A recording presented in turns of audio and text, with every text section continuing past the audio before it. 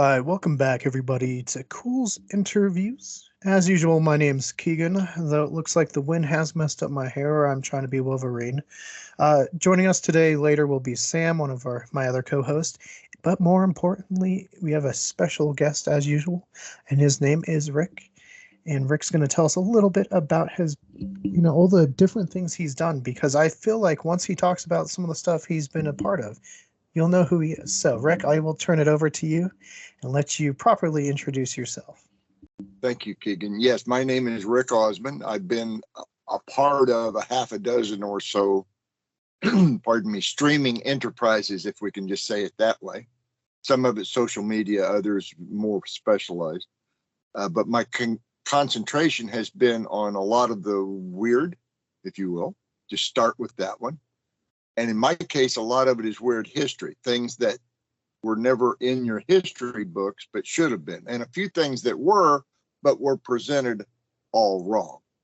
So that's where most of my research has gone, as well as UFOs, cryptozoology, strange geology, and things like that. So, yeah, that's my past. And so I think a good introductory question is like, what got you down this pathway? Because I think when we're a kid, this usually isn't where I think any of us pictured ourselves being, but what got you down this pathway? Well, at the age of 10, I became fascinated with studying history because all these people had done all these things before I was alive, or because of some of the changes in, let's go with civilization, people started doing things differently. We made war differently. We planted crops differently. We traveled and navigated and surveyed and did things with numbers differently.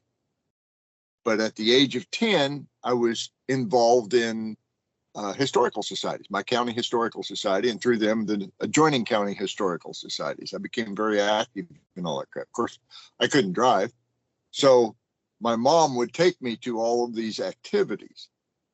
So I guess you could say she nurtured this in me. But by the time I was about 14, I've become acquainted with a couple of old codgers from my own hometown who were also very interested in strange history. And both of them told me very similar tales about how when the settlers first got to southern Indiana, they found a series of stone fortresses stretched out from the Wabash River on the west to the Ohio River on the east.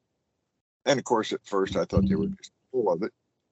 But then in my research, I came across entries on the two anchor forts that they mentioned. And they had mentioned them by name. That's how I found them. So I knew that they weren't completely full of crap. But they said that there were, and one guy said there were 10, the other guy said there were 12. I still don't know the actual number, but I'm still working towards 10. I have, in the meantime, found a total of 6. So they weren't completely full of crap.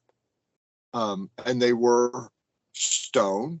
They were located in places that were very congenial for, let's say, light infantry, where you could, in a day's march, you could go from one to the next without killing your troops. So they met, each and every one of them so far, all 6, have met all the criteria to be convenient as a fortress. But there's so much more to it than that. But you asked me where I got started. That's just where I got started. And you said that was southern Indiana? Yes, sir. Okay, a place I have pretty good knowledge of. My family, my dad's side at least, they were from Chicago, came over from Greece in 1915, and then the family spread out to Indiana and Kentucky and stuff like that. So some beautiful area down there. Yes, it is. And so outside of, and Sam has joined us. So Sam, I mean, you go to these sites and you said that there's some criteria. And so you went there more as a skeptic or more as just someone that wants to see, is there anything even there? Is that kind of how you're? I won't say skeptic. I was a skeptic at 14. Okay. But after I started finding that these guys were not really completely pulling my leg, I wanted to find out what this was all about. In the meantime, studying not just the fortresses themselves and their placement, but other things about it, like for instance, the line, they're in a straight line. I had no idea that this would be the case, but at one point I laid a ruler across the map with the two anchor forts. Well, from your perspective, the two anchor forts like this, and I had written an article in Ancient American Magazine about how these criteria would help me find these forts. And a guy had written the magazine to me to say, you need to see what's on my land. And he was correct. So I put a place pin on that. I put a place pin on the anchors, and I put a ruler in, and it was a perfectly straight line. And that has helped me find the 3 additional so far. One of them was less than 2 miles from the house where I grew up, and I had no idea. But those 2 old codgers did. So that's Isn't how that it works.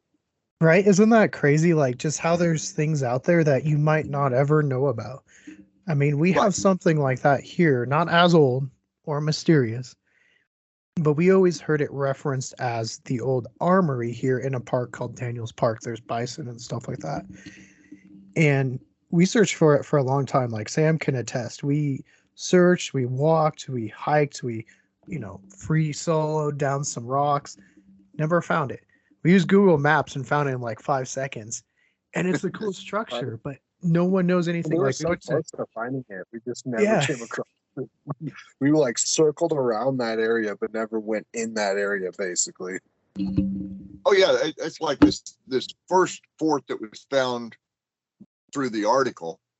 I had been all over this county, and I had seen this hill, of course, in Google Earth, and thought it had some strange features, but I never knew until the guy wrote me that it had these dry stack walls kind of all over it. I found at least 7 different examples of dry stack walls in an ancient fashion with 0 chisel marks. So whoever built this did so without metal tools, apparently. There were marks on it like they would make when they were digging out the granite in ancient Egypt. I'm not alluding to them being Egyptian. I'm but just saying similar this. style. Yeah. Which is something I think our audience should know, as far as the style and just how precise, these blocks are cut. And that's kind of what you're relating them to. I should have sent you those pictures as well. I sent pictures, I believe, of how the line of sight thing works. The line of sight system, which I discovered as a result of finding these fortresses, is so vast, and it is an amazing accomplishment by somebody somewhere in the distant past, because I can pretty much show, I can prove to myself and probably to your satisfaction, that there was line of sight communication between what is now St. Louis, Missouri, and the East Coast. And that entire message string would take less than a day to go each way. So you could send a message and get a reply that night, all, halfway across a continent. Where it went after that, I can't attest, because I don't know how they would have done it over the ocean without sending ships. But from over all of the terrestrial, they were able to do it. Yeah, and that's what's so interesting about, the eastern United States or the northeastern United States, is there's so many different structures that, don't really get the light of day. I mean, we hear about all these fantastic structures outside of the US, and then it always kind of felt like, hey, where's, the ones here? And then slowly you hear like the mounds or like Serpent Mound, but then there's like American Stonehenge or like what you're talking about, where it's like, wait, we've had these all along. Yeah. Newport Tower is part of that network of line of sight. Okay. And these are things that I learned from your stuff and going more research into you. And that, again, I think that means it's criminally underrated. And again, why is it not more talked about? I mean, is it just not drawing the bucks, or is there something else hiding it? They're not drawing the bucks. But you have other people going for stuff that happened several millennia earlier. Graham Hancock's show on Netflix. Great job, by the way, Graham. You did fine, but it only addresses something that was washed out 12,000 years ago. What about what happened 2,000 or 3,000 years ago that we're still not being taught? Things that should be in our grasp of history and is not. Another example, Columbus discovered America. Columbus never set foot on North America. He set foot on the islands of the Caribbean. So to say that he discovered America is false. But what we do, we as a society, we trace our right of discovery, our sovereignty to him. Now, if, for instance, there had been a different Christian society in North America when he laid claim to the Caribbean, all of those claims would now be invalid. But the United States, Canada, Mexico, most of South America and Central America claim all of their right of discovery through him. But he wasn't the first Christian to get here. There were many others, in fact. Yeah, I mean, He may I have think, been the first one to plant a flag on it. yeah, I think sometimes it just is, I don't even know how to put it. Maybe just right time, right place, where it gets so mythologized. What's that saying? If you say a lie long enough, it becomes the truth. Right. And That's correcting the narrative. mhm.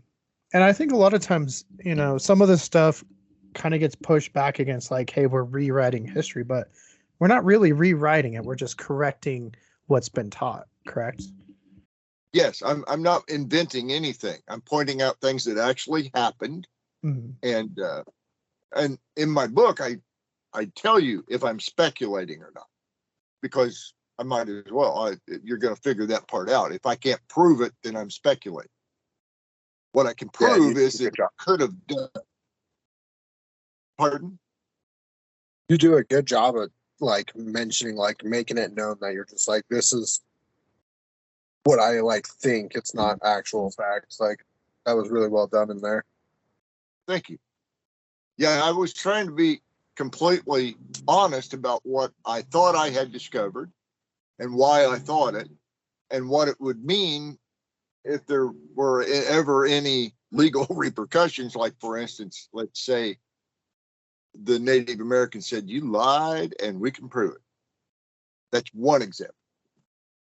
Or if the Chinese had discovered America and they could prove it. Or if Scandinavians had discovered America, and oh, by the way, they did, and they could prove it. But it hasn't gone there yet. Now, saying it won't, if it does go there, it will probably be in what they call the other provinces of Canada. The Native American owned, or however they want to say it, parts of Canada can say, at this point, they could say, get lost. And it would all be over. Making it stick is harder. Yeah.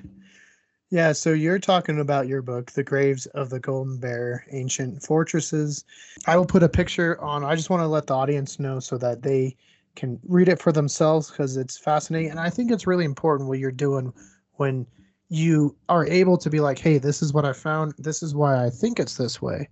Because a lot of times some of these books, you don't get that. And so it's very hard to see what's what. So like Sam said, good job at being able to like actually, put that into motion.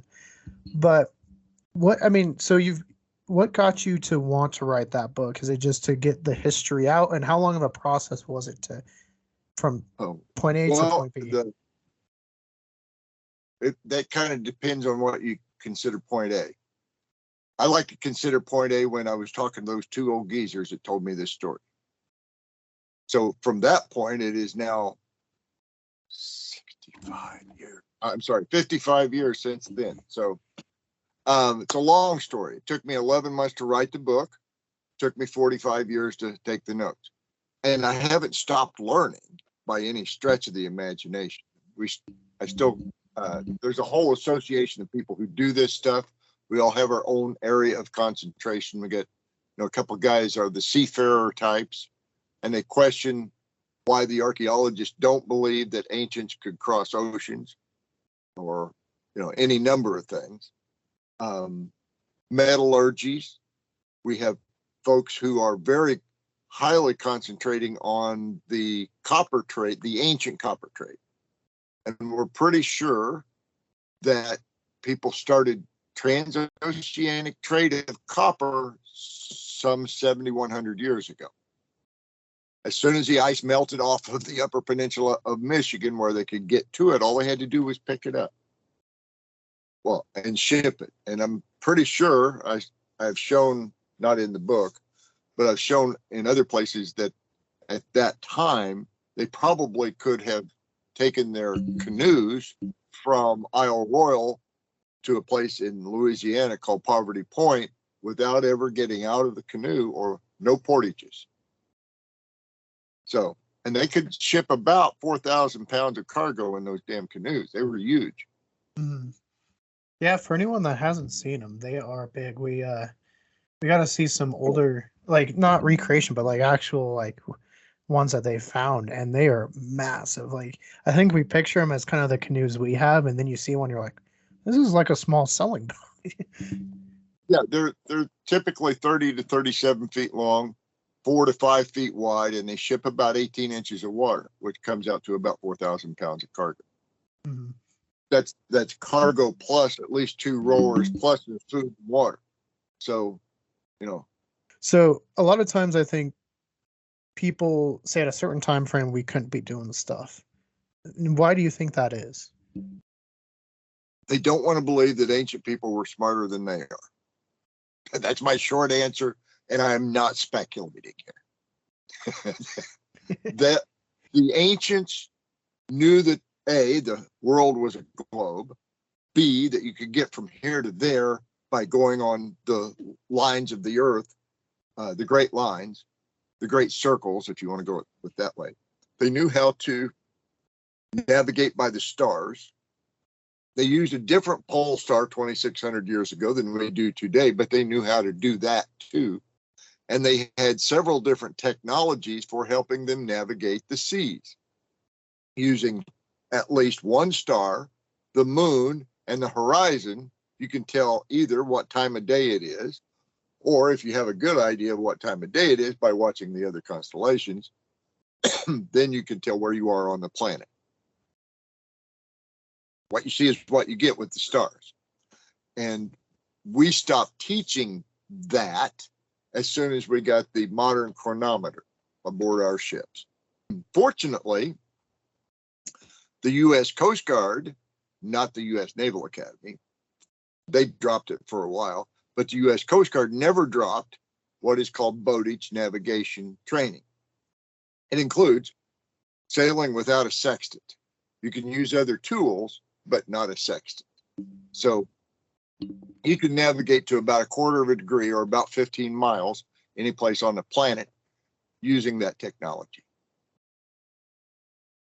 Yeah, and the sextant is something that I don't think a lot of people know what it is. There was a great episode of History's Greatest Mysteries where it actually made a pretty big portion where they were talking that the people on Titanic actually used it incorrectly and gave off the wrong coordinates. Yeah, that's one example. It's too complicated. It doesn't have to be all that complicated to get a good enough number. For instance, at sea, you can see a light for at least 25 miles. They got them way out of the way trying to get them to the sinking ship.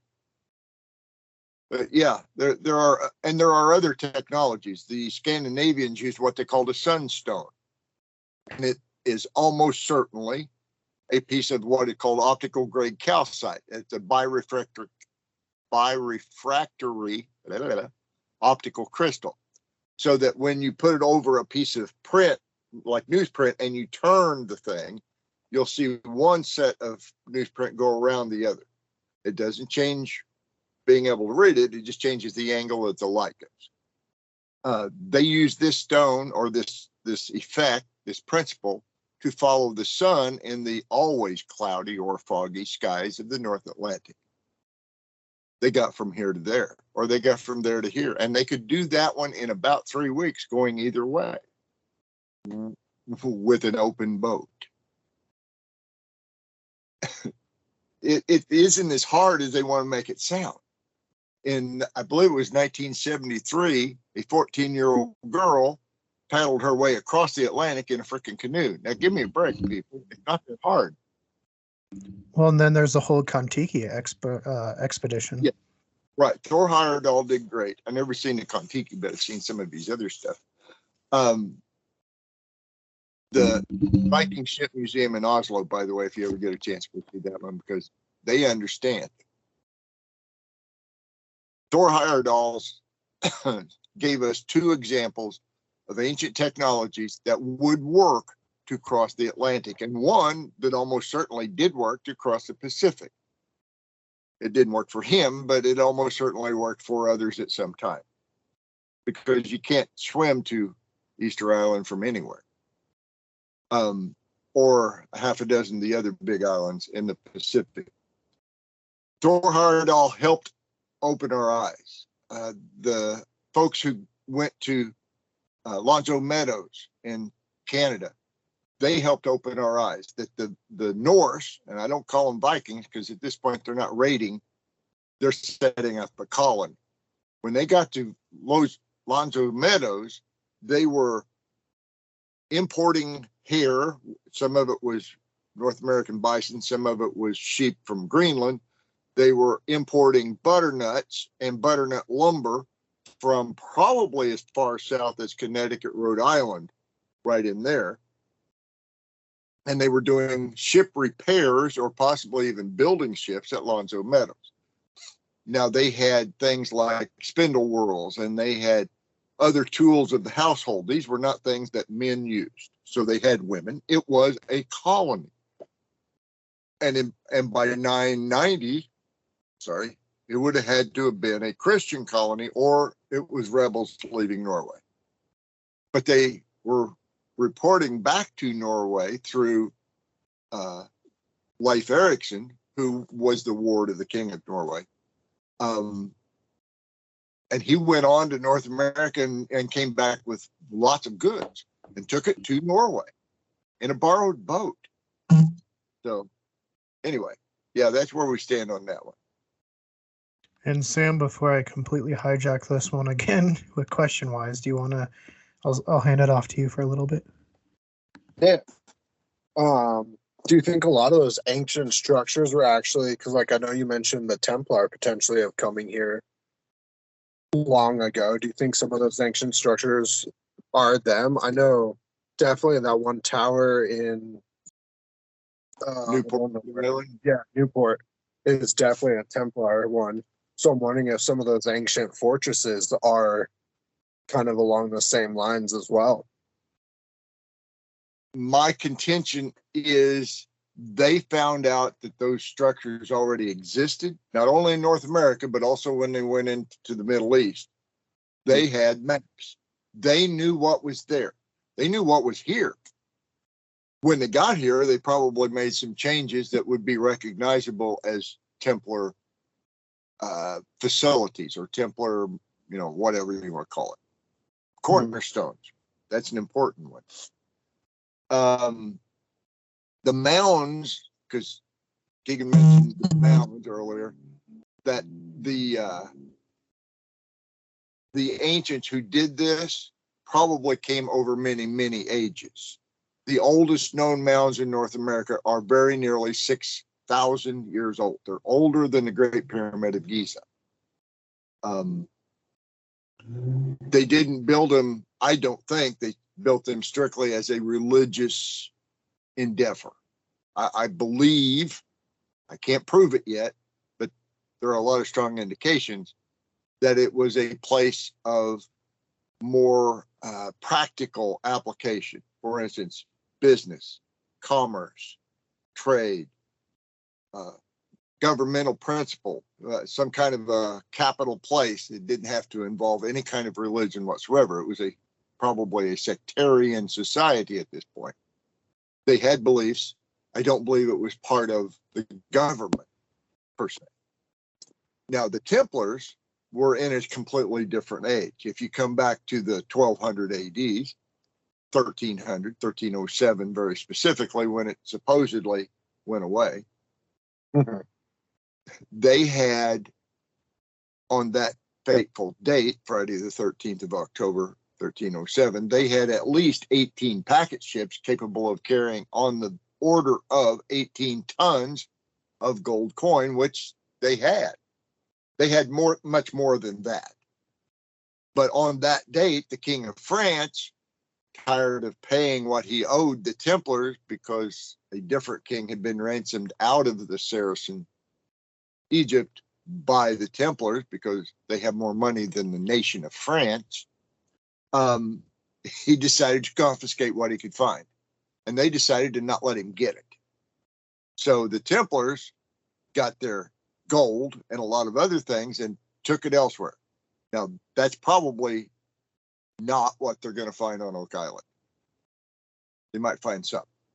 But Yeah, Oak Island. I mean, that's gotten a big hit, obviously, when you're on TV, right?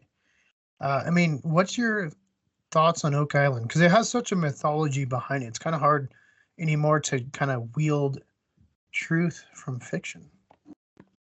yes, it is. Now, what I will say, they're going about it in some fashions, in some regards, in a very, very well done way.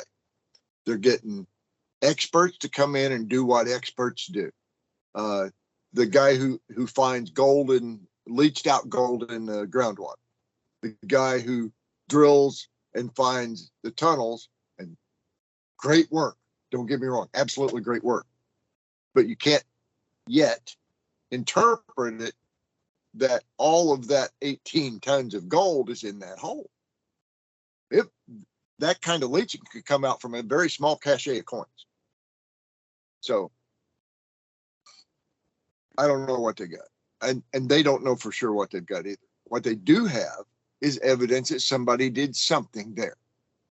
So more power to them on that one. And a good mystery is always a good mystery is always intriguing, right? It's always better than the answers.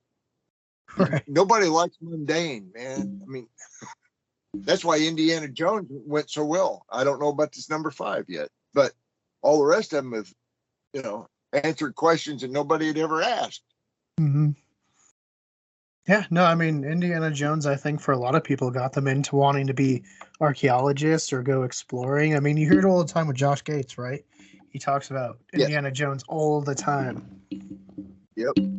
Well, I can show you a gravestone that says Indiana Jones on it. Oh, really?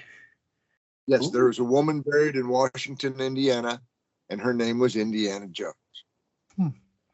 That's cool. All we have is the Indiana Jones home here in Antonito, Colorado. Yep, and it was shown in the Young Indiana Jones Chronicle. Mm-hmm. Yep. Anyway, the whole idea that ancient people came to North America or South America or Africa or wherever the hell they went is not a new idea. And in fact, the idea that they're doing line of sight communications is, it turns out, not a new idea. I didn't invent any of this. I've rediscovered it, partly because you couldn't have done the fortresses without it. You could not have conducted that kind of business without a concise and what would the right word be? Easy to use method of communicating over long distances. So line of sight communications, flashes of light, whether it's reflected sunlight or a louvered lantern, can go a long ways, 26 miles or so at sea because of the curvature of the earth. And on land, it all depends on those mounds and hilltops and towers. But the U.S. Army reinvented the entire system in the 1860s, and they were able to conduct an 804-word message over a distance of roughly 800 miles in just under 6 hours. So there's no challenge to actually doing this. The challenge is figuring out what method did the natives or whoever it was use. Was it an alphabet? Was it a syllabary? Was it a glyph? Flashes in what order? I don't know any of that. Now, if you want me to go back to the Romans or the Carthaginians, I can give you the exact keystrokes. But I don't think they invented it. I think that was all invented here by the Toltecs, the Maya, the Aztecs, the Inca, they all used it. They all had the facilities to use it. Let me rephrase that. Well, and how long before you think this becomes more of a wider spread idea, or just mainstream? Because saw recently, it might be a couple of years ago, but they were doing like gene testing and seeing what different genes, and it was showing like aboriginals in South America, Native Americans, and people from Israel have really close genes. So you have to have some cross travel across the oceans at some point. So you got to think this is going to have to become more mainstream at some point, right? Yeah, I always go back to the old line, what can UPS do for you? Yeah, the DNA testing, as much as it has been denied in the past, it is pretty clear that there was a great deal of very long distance travel, not only by Europeans, but by going everywhere. You have Wendover Bog in Florida. It's near the East Coast. It's near, not too far from Cape Canaveral. And they were doing a construction job there, building some houses, and they found an ancient bog burial. Called in experts. By the way, for those who don't know, expert is probably the combination of X being has been and spurt being a drip under pressure. Therefore, an expert is a has been drip under pressure. But the Wendover bogs, they found 7,000-year-old skulls that still had brains in them. And long way down the road, they finally did DNA study of those individuals, and they came back with nuclear DNA. That would be daddy's side. That was inconclusive. But mom's was R1B, which is Scottish. It was 7,000 years old. 7,000 years old, and these people sailed across the Atlantic. Akhenaten in Egypt, R1B. Don't ask me, I don't know. I'm just saying some of these things don't belong there. If you believe anything that the academics have taught you, you can't believe this.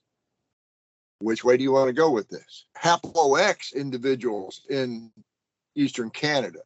That is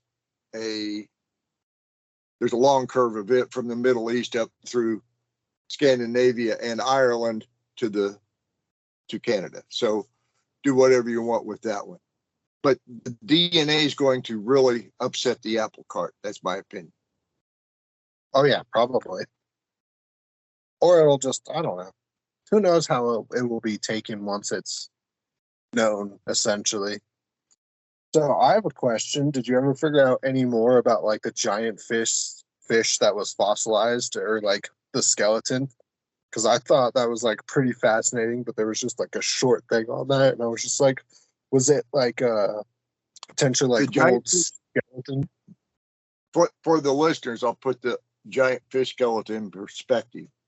This is an entry that was in Lewis and Clark's journals from 1803 along the lower Missouri River. And there were 4 different members of the expedition who gave the exact same description of what they were doing with this giant fish skeleton. They described the length, they described how many samples they were boxing up, and they all described exactly where it was going. My contention is there may not have even been a fish skeleton. What I think they were doing, they were teaching these men how to use a cipher that the officers, being Lewis and Clark, were using to send messages back to Washington. We know from Jefferson's letter to Lewis that was part of their order. They would have taught the sergeants how to do it in case the officers ended up dead or incapacitated, which Lewis was incapacitated for about 3 weeks. And there were a couple of other entries that appeared to have the same goal of teaching these guys how to do these things. The cipher itself, I'm pretty sure, was what we would call the grand cipher. It was a French cipher used for at least 150 years before the English even caught on that it existed, and nobody ever broke it without actually having a key. And it is a syllabic cipher. It's not an alphabetic cipher. So every syllable has its own set of numbers. And if you go through those entries about how long that fish was, or how many antelope they killed that day, that's how they would have conveyed to the sergeants how to use this cipher. So that, yeah, that's what I think about that. Now, as far as giant individuals, giant people, Lewis and Clark never wrote about any of those, but everybody else in the world apparently did. And I've been to several of the supposed grave sites. I didn't find any giant bones, but I also didn't turn a spade. In 1818, there was one actually very close to me in Petersburg, Indiana, it's Pike County. Their very first grave that they dug in that county, they hit a giant skeleton in an oak coffin that was lined inside and out with copper sheeting. Guy had red hair. He was 8 feet and 4 inches tall. Between his legs was a 5 foot tall raven-haired female, and between her legs was a dead infant. In one account, the second account did not mention the infant. I've been to that hill, and I can believe that something was buried there. What I would also believe is that they picked up the skull and they may have left some of the other bones behind. So that hill, which is also part of another cemetery, which makes it difficult to actually dig, might hold evidence that we don't suspect. Yeah, no, the Giants one is interesting. I have a book I found at Barnes & Noble, but I remember I got into it because there was a TV show, I think on History Channel, and it only ran for like one season.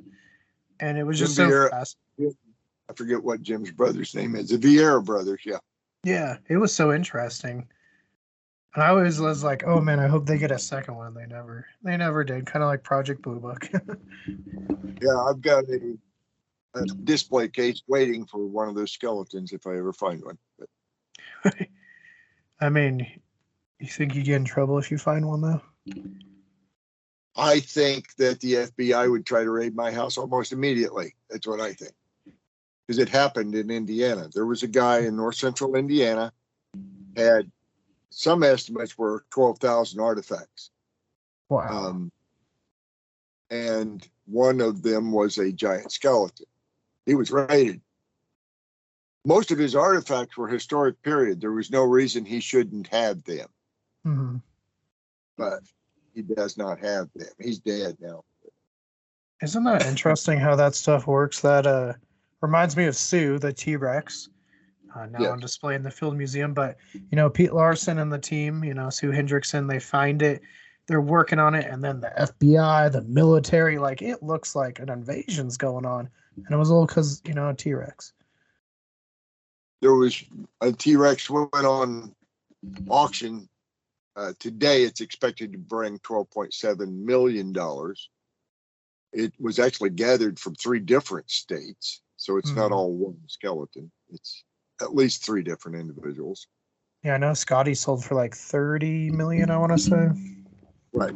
But that was a single, almost completely articulated T-Rex skeleton. And the most on display. Like, if you see a T-Rex skeleton, it's probably a cast of Scotty. Oh, it's always a cast that you see on display, even with mammoth. But well, there was one exception: mammoth bones.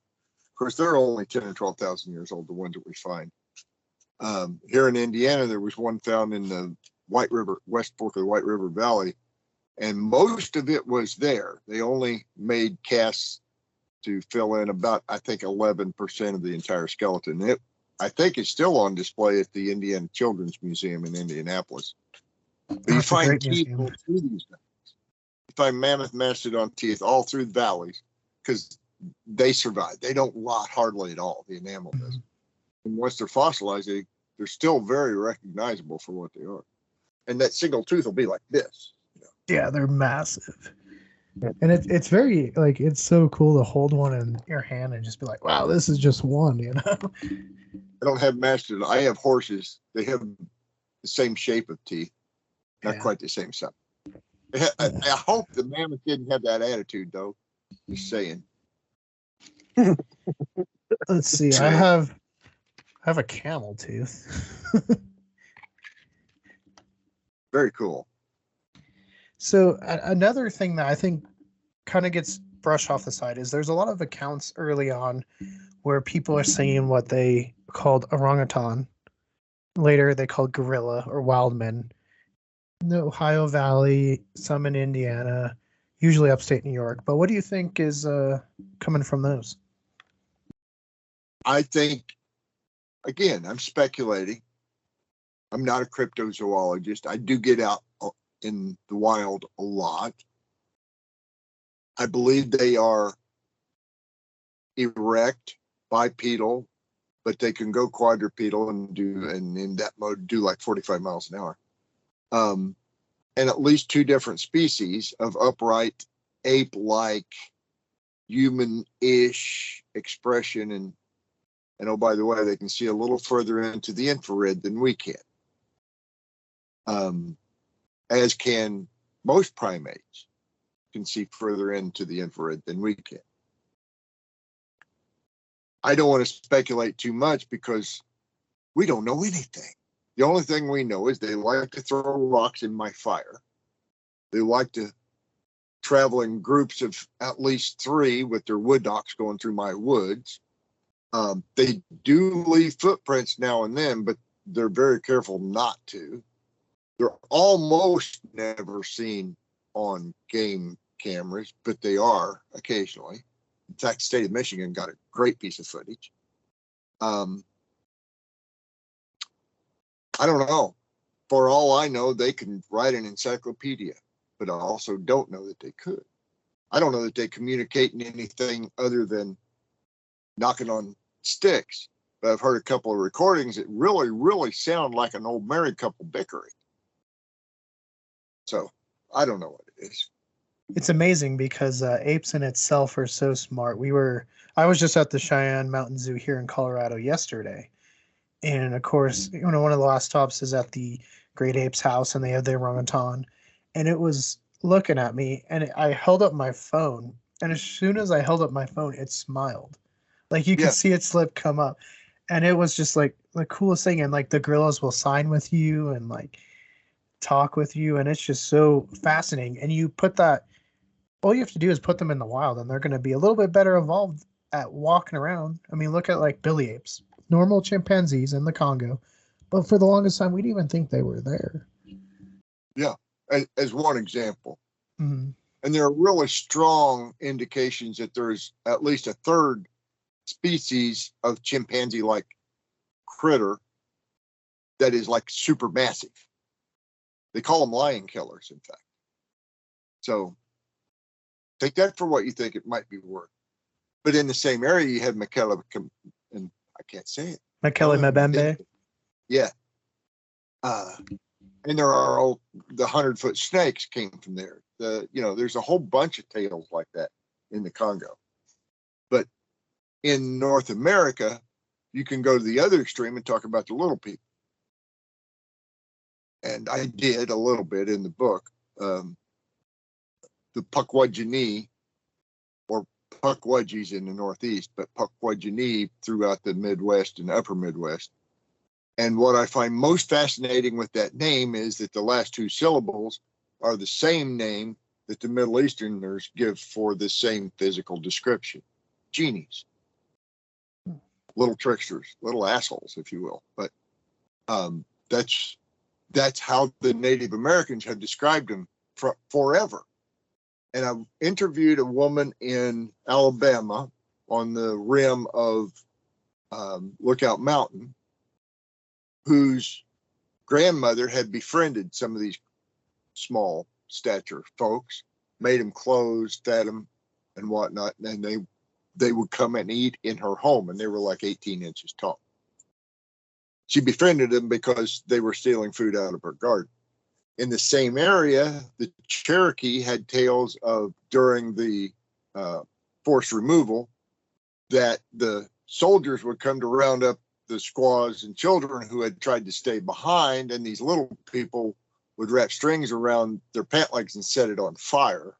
And they finally scared all the soldiers away.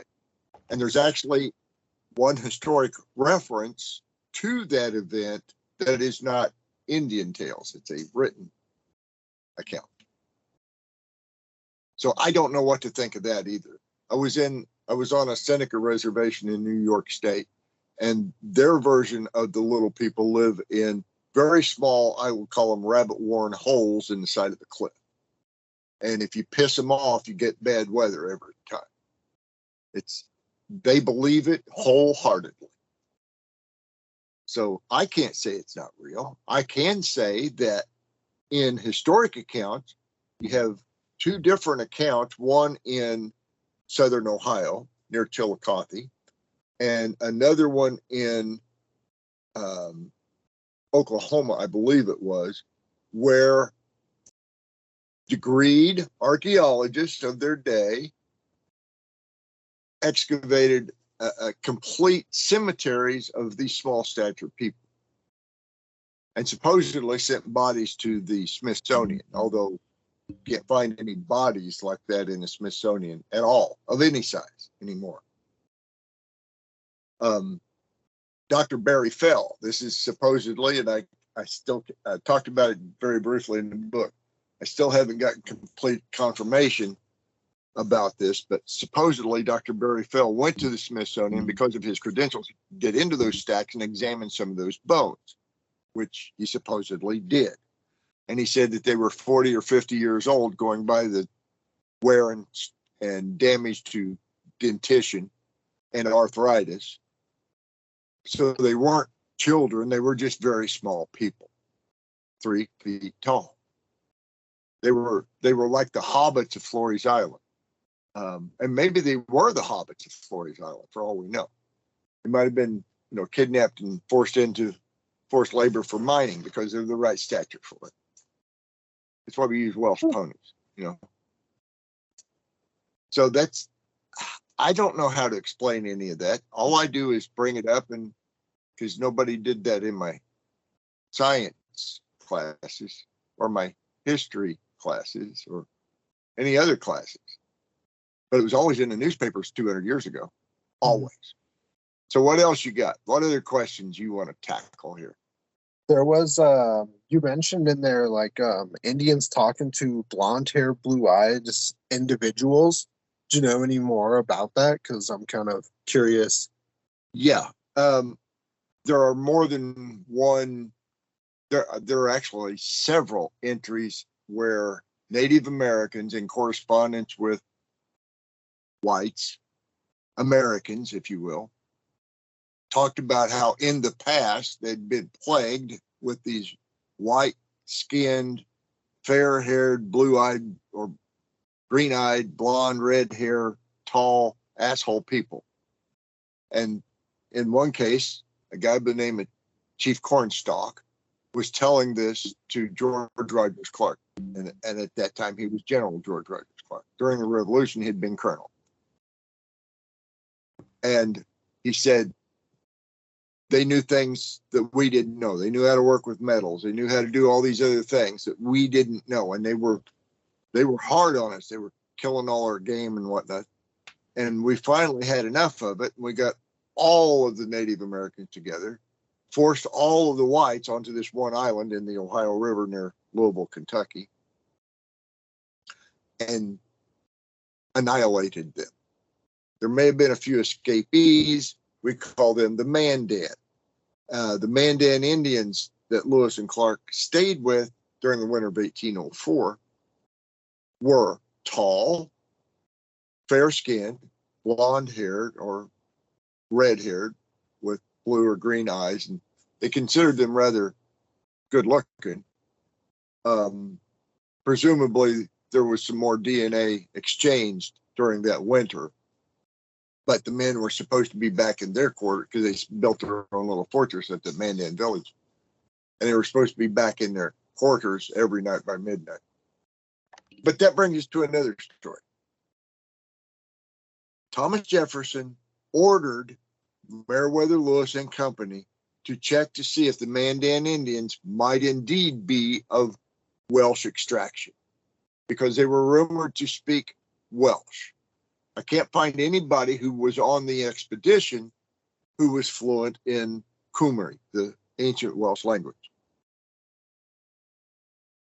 But they were ordered to try to find out. So Jefferson was concerned that that might be something that would threaten the sovereignty of the United States. Getting back to that, who discovered America and were they Christians? Jefferson was a lawyer. He knew what was at stake here.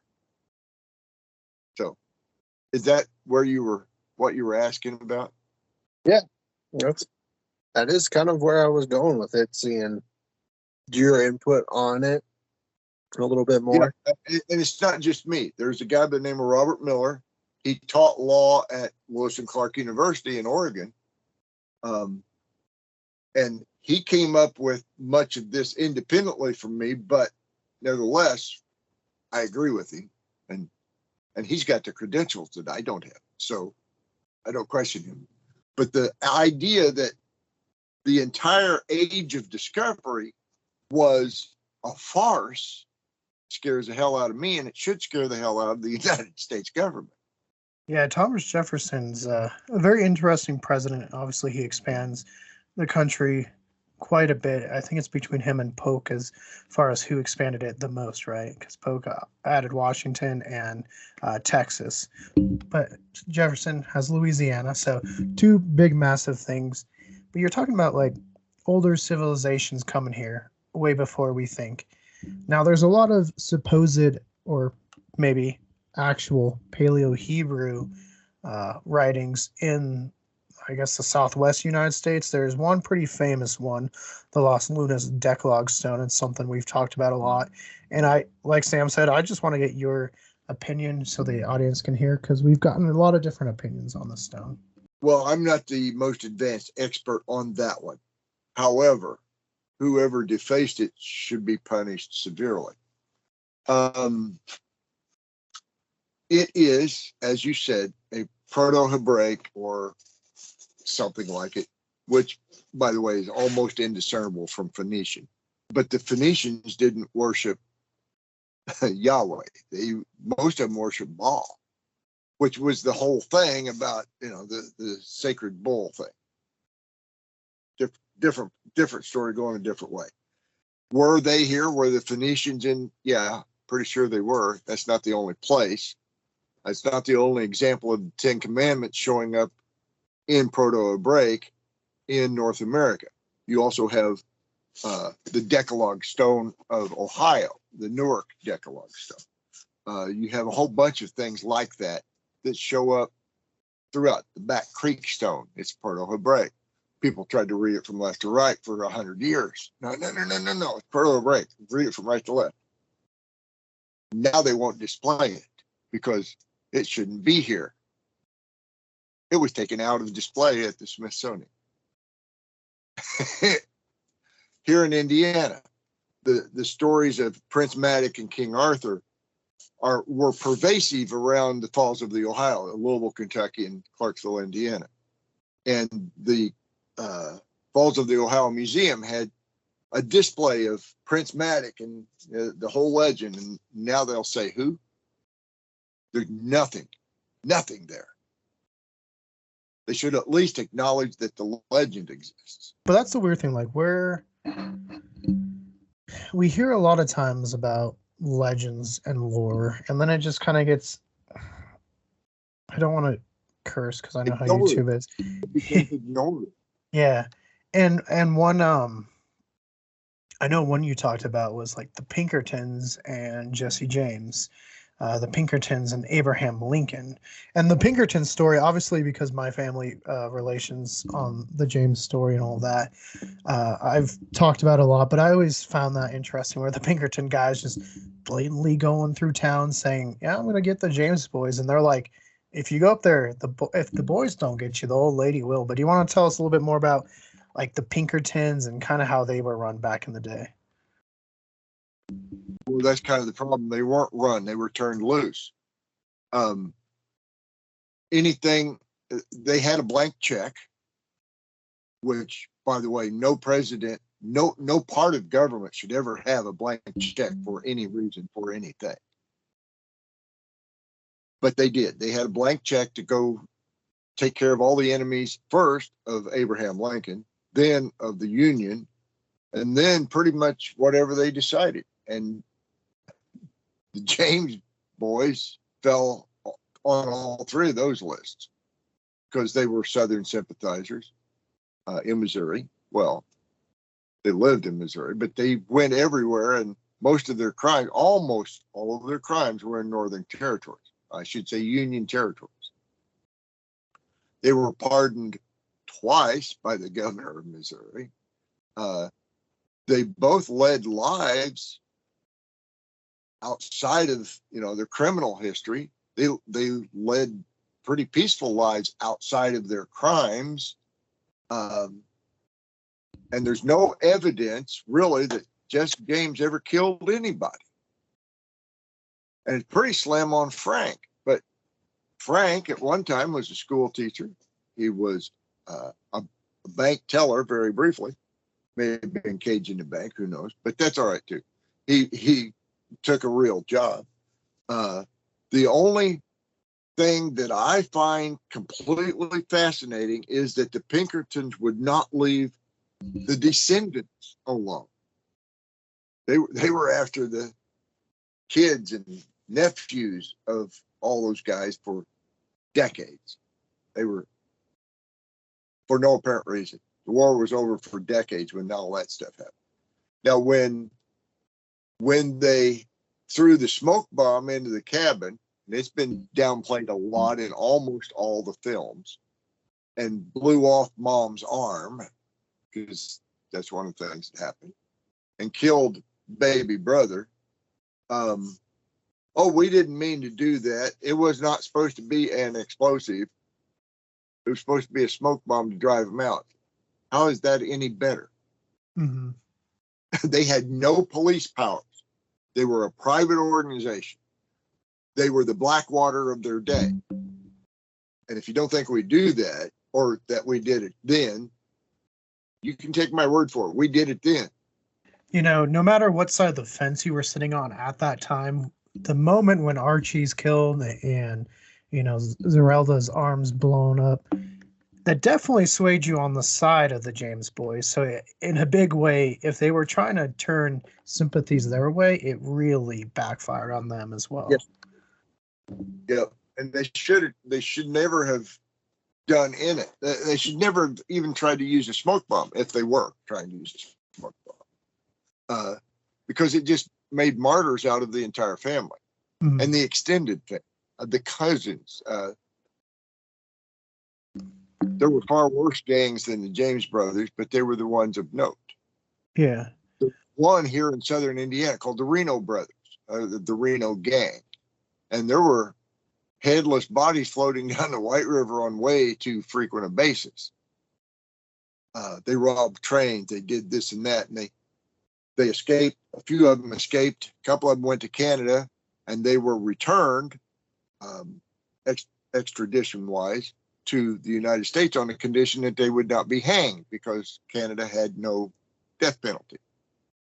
Well, the party of folks who lynched them did not care what Canada thought. So 12 guys in one night, one of whom had never ridden with any of the gang. One of the brothers, the youngest brother, was lynched and he'd never been part of the gang. So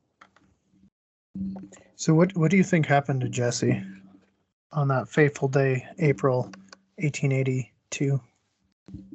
I think he probably went directly to Arizona and later became a senator. Okay. I won't say I'm 100% convinced, but it's a very intriguing and compelling story. Mm-hmm. Yeah, and then it's kind of funny because you see brother Frank ends up moving to Dallas, and there's always that. It might just be an old wives' tale at this point, but there's that story. There's a guy come into his store, his shoe store, and kind of just pushing him around. Do you know who I am? And he just mentions who he is, and the guy just leaves. And I always just thought that was such a funny story. Like this guy thought he was all high and mighty. But do you want to go back a little bit further? Let me pull up my notes because I had some more on the Pinkertons because I saw it might have been because that was one of my favorite episodes of yours. But you brought up Butch Cassidy as well. Yes. Butch Cassidy was another one who may not have died when we're told he was in Bolivia. He may also have actually come back and entered politics. If you watch the episode, I told where and when, but right now it's not in here. Right. At any rate, yeah, Butch Cassidy is another one who was articulate, learned, very good communicator, knew at least 4 languages, by the way. And if he got into a fight with somebody a lot bigger, he said none of this, and he'd do what he was saying. That part of the movie was probably true. Butch Cassidy knew that the Pinkertons were after him, and the Pinkertons never did get him. Think about that for just a minute. They had access to what would now be considered Interpol. They had unlimited access to the intelligence of the United States with regard to these types of individuals, especially if they were robbing the railroads. Railroad barons had control. Now it's somebody else. Now it's some electronics folks or social media folks, or they're doing the same thing through a different means, but all for the same reason this way. But back to Butch Cassidy. He was an international criminal when he disappears from the playing field. But that's all he did, really. He disappeared from a playing field. There's no proof in Bolivia that he died there or that body is his. So Sundance probably died there. So with Butch Cassidy and the Sundance Kid, I mean, they're a bit more brazen than the James boys. Obviously more brazen than like a Billy the Kid, because they're openly just with the Wild Bunch in Fort Worth taking pictures. Yeah. Sundance is in New York openly taking pictures. And it's like they just, is it confidence or is it just, hey, we've done this so much? What is it, do you think? Well, but you also have other famous criminals who've done similar things. Bonnie and Clyde, they got portraits done. Oh, wow. It's too long a list. They would thumb their nose at authority. And particularly during Prohibition, you had some of these guys that were going all over the place, doing whatever they wanted. And in some cases, I think it was probably a distraction tactic to say, hey, I'm going to rob this bank to keep their eyes off of you over there moving that booze. And Prohibition came in.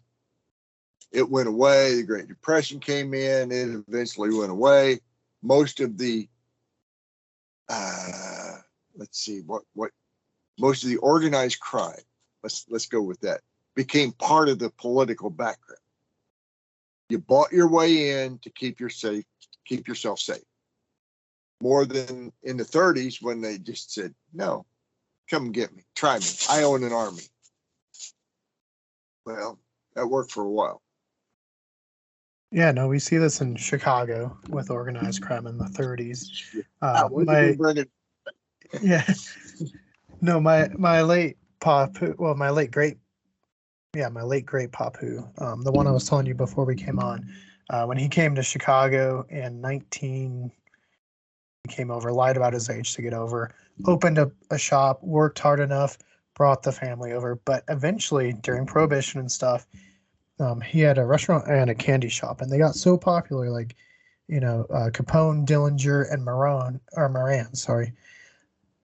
They'd come into the store, but they had worked it out, so they never came in at the same time. And we have stories of like Moran coming into the candy shop. My Papu's out of sugar because during that time sugar could get hard to get, and Moran would take him to a secret moonshine place and give him some sugar so he could have his candy. But yeah, I mean, organized crime at that, I mean, that's kind of its a peak perhaps, or a peak in the public eye. What do you think? As far as its presence, its known presence to the public, yeah, it was. That's when it became a known commodity. It had always existed. There were guilds, if you will, of ways to move goods without paying customs or taxes or tithes or tariffs. And it became an entire industry of how to get in under the radar. That's why the first thing the United States established was the Coast Guard. Navy was second. Army wasn't part of the Constitution at all. The Marines were supposed to be part of the Navy and the only standing arms folks. That was the constitutional concept. Didn't last long, but didn't last through Washington's presidency, in fact. But nevertheless, that's how we were supposed to have been set up. The organized crime, you can go to the coastal forts along New Hampshire, Maine, Massachusetts coast. You can find them. They're still there. They're stone. They're hard to get. They're designed to withstand siege. And this is from pirates. This isn't from foreign navies. This is from pirates. They weren't as well established in the South. The Spanish already had theirs, but we didn't really know how to use their stuff. So St. Augustine's the only one that really survives, by the way. Yeah, that St. Augustine one is amazing. My buddy went there and very, very jealous. Going a little bit back in time, because I know we jumped ahead to the 30s, but going back into the 1800s again and talking about Abraham Lincoln and the first assassination attempt. Do you want to talk about that perhaps a little bit? You mean about the conspiracy side of things? Mm-hmm. There definitely was a conspiracy. John Wilkes Booth did not act alone. Seward was stabbed the same night, the Secretary of War. But you almost never hear that. It was a concerted effort to try to take out the upper tier of the United States government. And why it wasn't successful, I still don't know. 4 or 5 people lived through that night that were not supposed to. We don't have all that in writing, of course, but we have some correspondence amongst some of the participants that would seem to indicate that. They had a great code worked out, by the way. Fascinating. The United States government, if I can go back to the beginnings of the Civil War, the United States government broke its own rules. The Confederate Jefferson Davis, as an example, was arrested and held for 3.5 years and was never taken to trial because there was never a crime committed. That's why he never went to trial. And everybody in the U.S. government knew that they couldn't convict him of anything. He hadn't broken any laws. The Confederate States of America was a legal entity right up until it fired on Fort Sumter. Then it became an enemy of the United States proper. Had they not fired on Fort Sumter, they could have eventually achieved what they wanted to do. But somebody got antsy and said, we want them out. Lit a fuse. Yeah, and so it's going to be speculation. But what do you think happens after the Civil War had Lincoln lived? Because, I mean, there's some writings where he was, I mean, he would say, like, you know, if the leaders skedaddle out of the United States and we don't catch them, I'm fine with that. So what do you think happens? Like, assuming John Wilkes Booth had not done his part of the conspiracy or not done it successfully, or the doctor had not probed throughout the brain with that little piece of steel, I think that Lincoln would have gone through with his plan to export the slaves back to Liberia. And I think that slavery would have continued, at least for a while, in both Maryland and Kentucky, because they weren't on that list of the Emancipation Proclamation. They were neutral states. They weren't at war with the United States, but they were slave states. I don't know. He was two-faced in that regard. What would have happened? Eventually would have gone slave-free. I would consider much of what we're doing now to be just a different form of slavery, but it's not limited to blacks. I'm getting way too political here. Anyway, do I think it would have been similar to what it is? Yes, because many of the southern states already had plans in place to allow the plantation owners to maintain ownership over a period of time and gradually phase out all of the newborns from the slavery trade. You mentioned the doctor probing, but it's amazing how many presidents fell to the hands of doctors. You look at Garfield and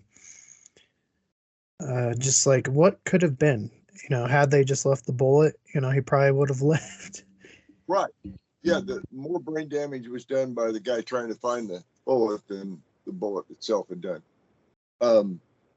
Teddy Roosevelt was shot by a .32 caliber. His .32 short Colt. It did not penetrate his notes for his speech. Well, not enough to hurt him, really. William Henry Harrison was not shot. He died of pneumonia, supposedly, 41 days after he took his oath. He was the shortest serving president. He was from just down the road from here. His mansion is still standing 12 miles from where I'm sitting right now. Here, that's another interesting story, going back to the whole slavery issue. Right across, just not too far from Vincennes, where Harrison lived, is a place called Equality, Illinois. And from 1838 till 1858, that place had saline. It's along the Saline River, and it had salt pits where they would extract the salt water from the ground, boil it off.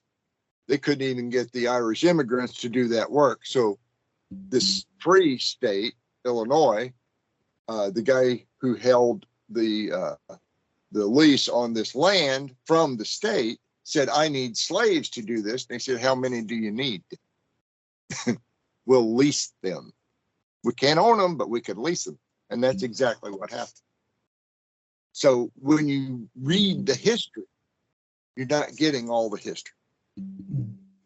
Abraham Lincoln was in that legislature that approved it too, by the way. Well, you were talking about William Henry Harrison and how he died. And there's a lot of speculation now, or maybe not as much speculation today, but that it was the water. Because then we also have like Zachary Taylor, we have Polk dying pretty quickly. And, was the water poisoning the presidents? And, that could have, imagine if some of these earlier presidents lived, like where would have, there's always that what if, like what if Kennedy didn't die? What if Zachary Taylor lived? Like what happens to the United States? It's hard. I know it's so many what ifs. It's a spider web. What if Meriwether Lewis had not committed suicide by shooting himself twice with a muzzle loading pistol? Yeah, sometimes you wonder about these stories. You can go even less suspicious with what's George Reeves, right? The actor that played Superman. Yeah. And everyone said it was suicide, but the way the gun's sitting and all this and that seems more like he was probably murdered. Yeah. Yeah, I could go into a whole bunch of those, but we're kind of limited. I could go back to some of the Roman assassinations for that matter. But the idea that people have always conspired to achieve their own ends over anybody else's wishes or desires or safety is something that's probably not going to change in my lifetime. However, it's not going to keep me from drawing it out and showing people. Yeah, no, and I mean, you got your book out there. Before we end off, though, I want to let the viewers know where they can find you, where they can find your books. So do you want to let them know where they can find more about you? Well, yeah, I'm on Facebook.